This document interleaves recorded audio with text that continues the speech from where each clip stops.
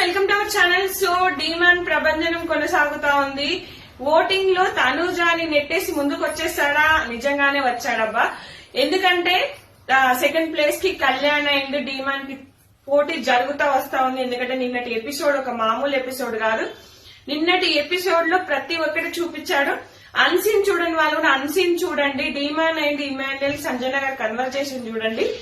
And నిన్న ఆ swimming pool దగ్గర మాట్లాడుకున్న మాటలు ఎంత మందిని ఇంప్రెస్ చేశాయనేది ఖచ్చితంగా కామెంట్ చేయండి. ఏ గేమ్ లో అయితే ఓడిపోయాడో ఆ గేమ్ లోనే గెలిచి చూపించాడు. 4 స్టార్స్ వచ్చాయి. ఏ తనుజ అయితే ఎక్కిరిచ్చిండో గెలుస్తా టికెట్ టు ఫినాలే గెలుస్తా అన్న ఎక్కిరిచ్చిండో వాళ్ళందరి మీద 4 గెలిచి 4 స్టార్లు పెట్టుకున్నారు. వీళ్లకు 2 కూడా రాలేదు, ఒక్కొక్కటే వచ్చాయి. డీమాన్ అండ్ కళ్యాణ్ కి తీవ్రమైన పోటీ ఉంది. ఖచ్చితంగా ఓటేసుకోండి. కమలర్స్ గెలవాలబ్బా.